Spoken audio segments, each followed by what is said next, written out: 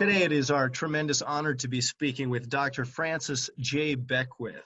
Dr. Beckwith is Professor of Philosophy and Church-State Studies and Associate Director of the Graduate Program in Philosophy at Baylor University. He's the author of many, many books, including a recent release that we're going to be discussing today, Never Doubt Thomas, The Catholic Aquinas as Evangelical and Protestant, available from Baylor University Press in 2019. Dr. Beckwith, thank you so much for joining us today. Thank you for having me. Dr. Beckwith, since Pope Leo XIII's encyclical way back in 1879, if my Latin pronunciation is okay, I call the encyclical Aeterni Patris, which I understand is Eternal Father. And anyway, Pope Leo XIII in this famous encyclical stated that Roman Catholic theologians at colleges and seminaries will focus their theology on Thomas Aquinas. So for a good 150 years or so, Thomas Aquinas has been the principal, the archetypical Roman Catholic theologian. But you're presenting to us a Thomas Aquinas that's terribly useful both for the Catholic and the Protestant theological enterprise. When did you first plan to start writing this book? Wow, that's probably about 4 or 5, maybe 6 years ago. I had always had an interest in Thomas Aquinas since graduate school, actually before graduate school. When I was in college, I read several evangelical authors who were very sympathetic to Aquinas. One who recently passed away, Norman Geisler, and another Stuart Hackett, R.C. Sproul, John Gerstner. And I was always drawn to Aquinas, but as I got older and began reading more and more about both criticisms of Aquinas as well as ways in which non-Catholic thinkers appropriated Aquinas, I began getting, I think, a richer, I think, deeper understanding of what Aquinas was trying to do. When I began thinking about working on this book, I had a couple of fears. One fear was that I don't consider myself an Aquinas scholar. I am a Thomist. And as one of my friends said to me when I shared this concern, he said, yeah, but you have skin in the game. And in the sense that much of what Aquinas taught and preached and discussed are things that I believe in. So about 5 or 6 years ago, began thinking about working on it, and as I said, I entered the project with a little bit of trepidation, and learned a lot in the process. Dr. Beckwith, you mentioned Norm Geisler. Norm Geisler, of course, was hugely inspired by Thomas Aquinas. Did you ever have a relationship with Norm Geisler? Was he a teacher of yours, or did you encounter one another at any point?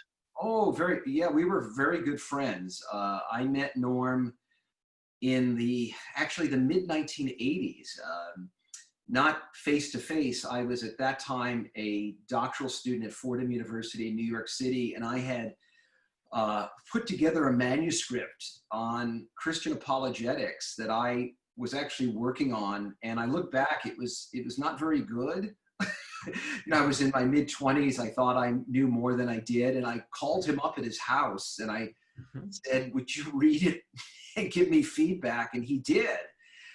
And he actually wrote detailed comments in the margins and was very gracious. And and then I for a couple of years, taught at Southern Evangelical Seminary over the summers, when he had been the founder and president of it, a couple of times in the 1990s, and then once around 2003 or so. So I knew Norm fairly well, and when I returned to the Catholic Church, as you can imagine, he wasn't entirely pleased, but he was somebody that I give credit to introducing me to Thomas Aquinas.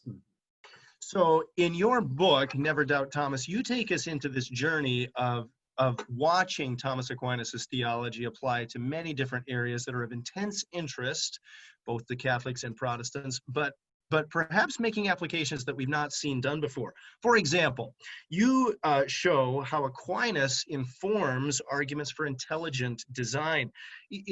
How does this work, if you would, and is intelligent design inherently more Catholic or Protestant?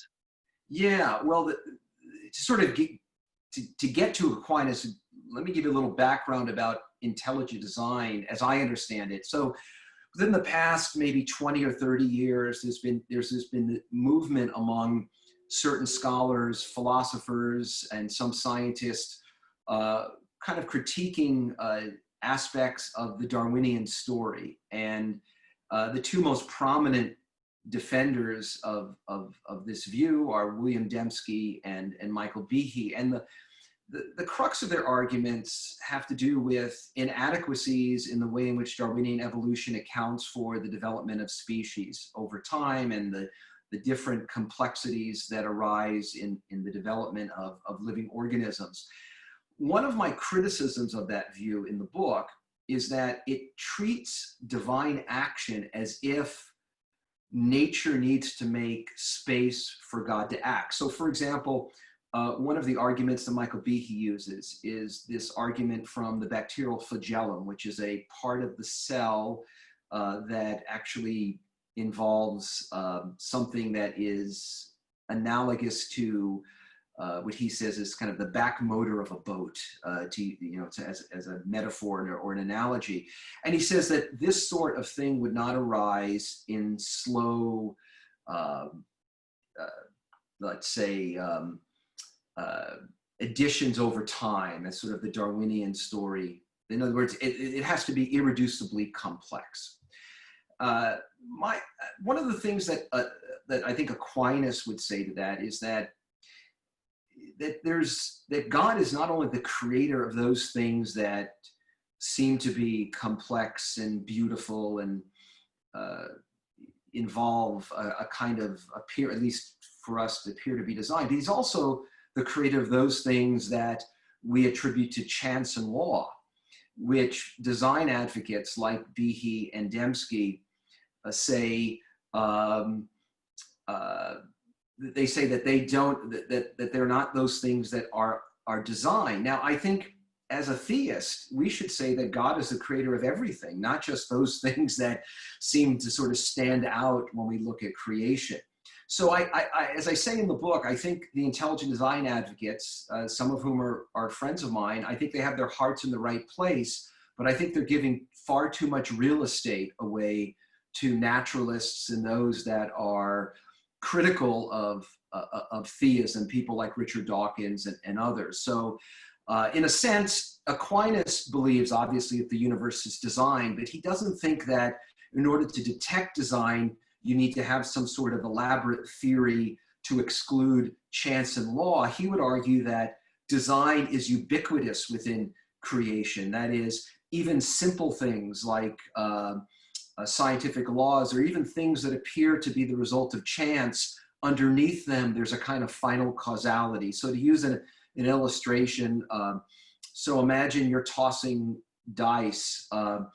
There's a kind of chance element to it. But in order to determine the odds of any roll that you may have, you need to have sort of background beliefs about an order of the universe that's already present. And for that, I don't think you need to figure out what is improbable or not. I think it's just part of the nature of reality. And so Aquinas would say that there are in nature final causes. That is, everything in a sense is ordered to something. And that is enough to show that the universe is designed. So for example, thinkers like Dawkins and others, they presuppose all the time final causality in their writings.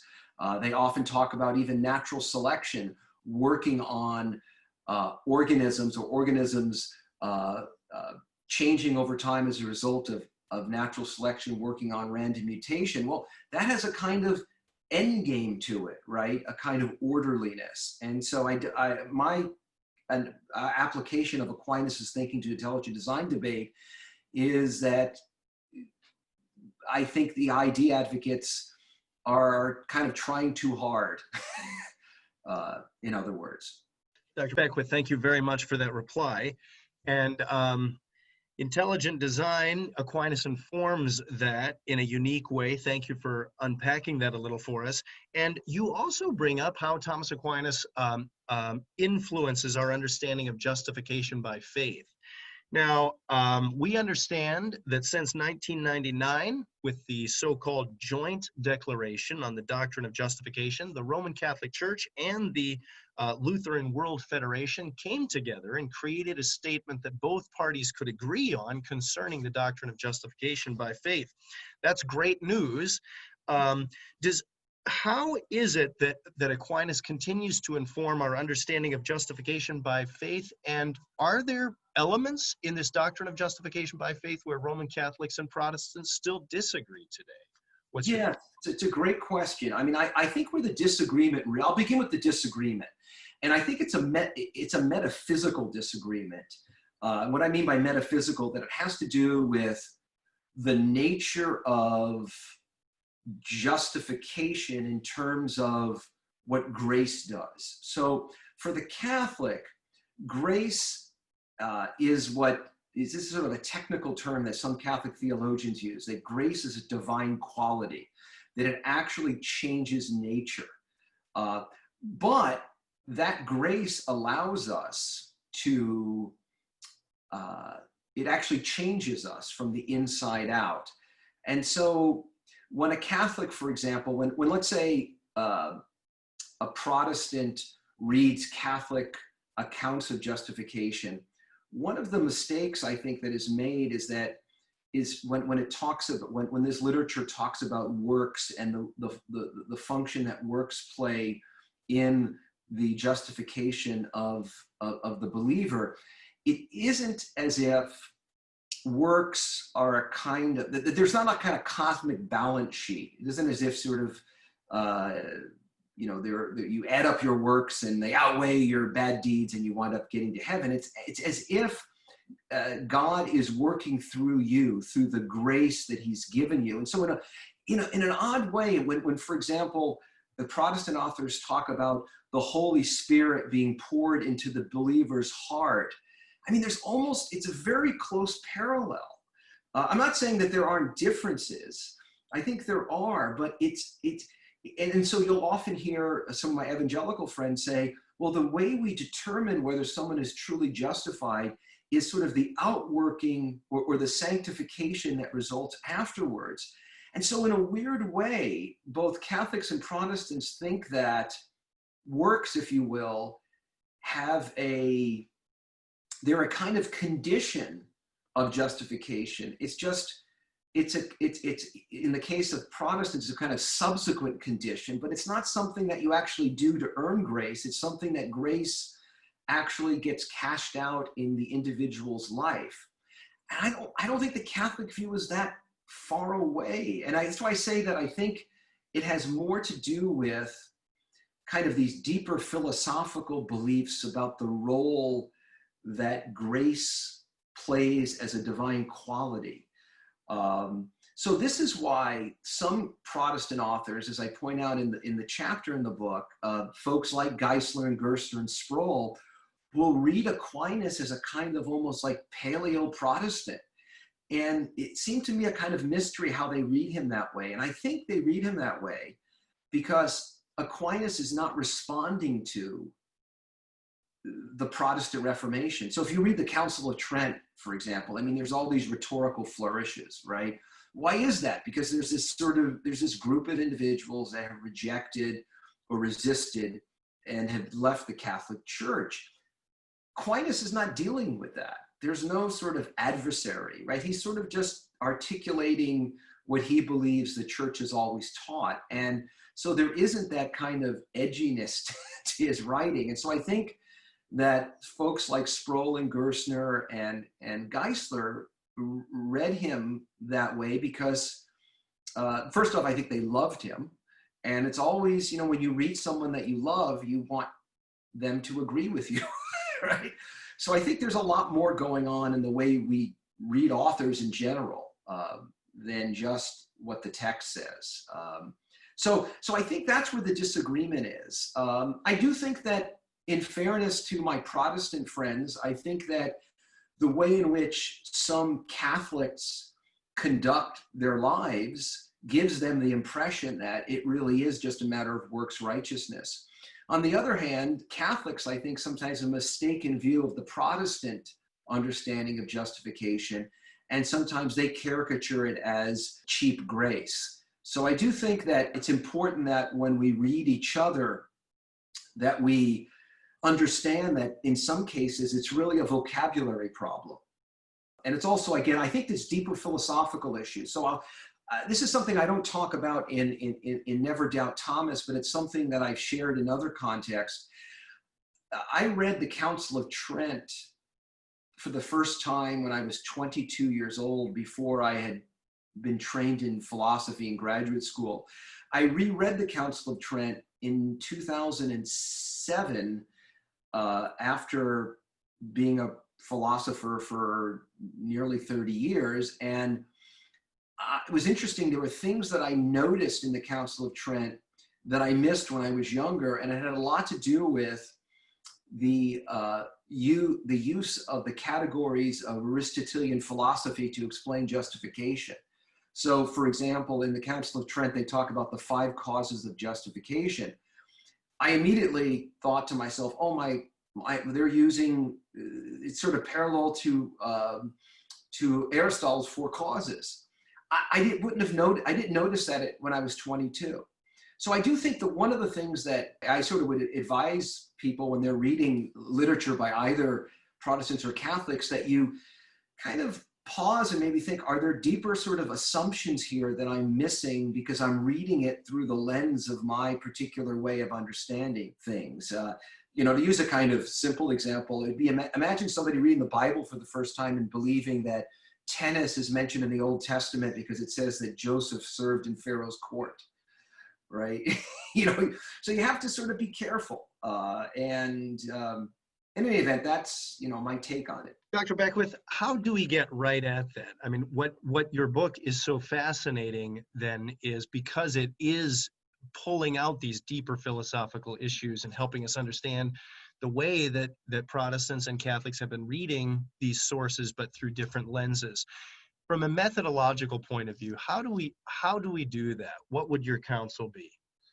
Yeah, I think to try to find bridge literature, and what I mean by that, people that do know, both traditions. And those are sometimes difficult to come across, right? So I think that's one thing. The other is to read commentaries by people that, I do this today. So right now I'm going through from the beginning to the end the Summa Theologica, and I've never done that before. I've read large portions of it. So about a little over a year ago, almost 2/3 through it, and I'm reading alongside it several commentaries, because there are aspects to the way in which, let's say, medieval thinkers talk about certain questions that they use seemingly the same language that let's say contemporary philosophers use, but they mean it in slightly different ways. So there are, obviously writers that know this, and so I've discovered, for example, reading even portions of Aquinas that I thought I knew well, reading commentators thinking, I would have missed that if I hadn't read that. And this is true, by the way, of reading scripture, right? There are things that let's say a 1st or 2nd century writer may pick up because of cultural assumptions and cultural beliefs that a 21st century person will miss. And that's where you have to read people that do know that. Dr. Beckwith, in 2007, you announced your conversion to the Roman Catholic Church, and also then put in your resignation notice as president of the Evangelical Theological Society 1 week later. To what degree did Thomas Aquinas and your familiarity with Thomas Aquinas influence your conversion decision?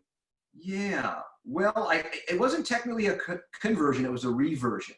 So I had been brought up Catholic and then left as a youngster, so in my early teens.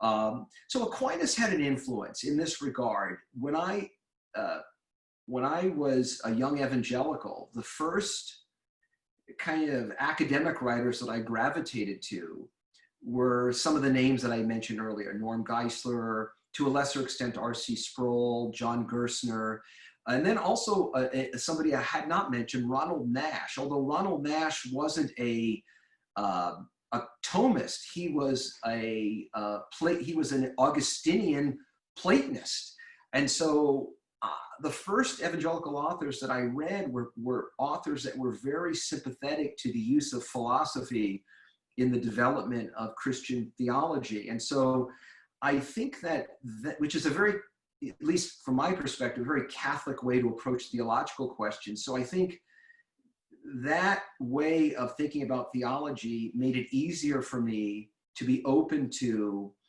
the use of philosophical language and categories to better understand theology. So issues like, for example, the doctrine of transubstantiation, or issues of grace and faith that were shaped by philosophy as found in Catholic literature, I was more receptive to. The other thing is that I did my PhD at Fordham University in New York City, which is a Catholic school, and the professors that really influenced me the most were professors that were very friendly to Thomas Aquinas. One was Father Norris Clark, a Jesuit priest, and the other was another Jesuit priest named Gerald McCool. Although I will tell you that after leaving Fordham, I don't think I had, I consider myself a kind of Thomist, but it took me maybe up until my early 40s to really understand what Aquinas was trying to say. So I think I would have identified, I did identify as a Thomist, but I'm not sure if I was a good Thomist.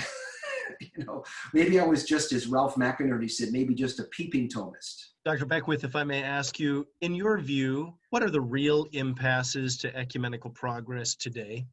Yeah, I think the biggest hurdles, I think first have to do with ecclesiology. I think issues of whether there's such a thing as a Christian priesthood, and whether that is ultimately derived from something like apostolic succession. So the office of the papacy, the question of the authority of bishops. Also, I think the role that tradition plays in the development of Christian doctrine. Although I do think that the issue of tradition actually depends on what sort of Protestant or evangelical you're talking to. So I do think that there are actually disputes in the evangelical world about that. But I do think those are two primary issues. Oftentimes people bring up questions about kind of distinctly Catholic views on, let's say, the nature of Mary and praying to the saints and the doctrine of purgatory. Those are, don't want to diminish those as important disagreements, but I do think if the issues of apostolic succession and the priesthood were to, let's say, be resolved in some way, I think those other issues kind of fall into place, because those issues ultimately, I think, depend on the ecclesiological issues as well as the question of the priesthood. Dr. Beckwith, I'm sure you get this kind of question from your students. What do you advise those who are considering converting or reverting to an older church tradition, whether that's the Roman Catholic Church, perhaps the Anglican Church, perhaps the Eastern Orthodox Church? I'm sure that happens at Baylor, as it does in my circles as well. What advice do you give to a young student contemplating that decision? That's a really good question. I've had that a couple of times. I had a student 12 years or 13 years ago who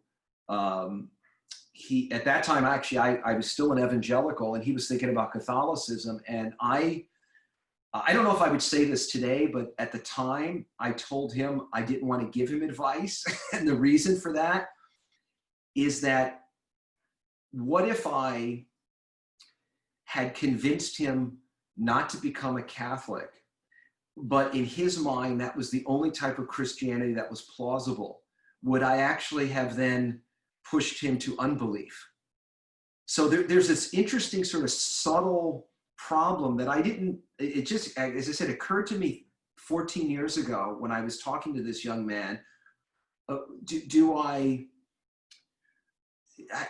You have to move this way. You have to be careful in not being too much of an advocate for the position you think is right, because you could, or to be too critical of the position you think is wrong, because if you do that, you could actually push the person away from Christianity entirely.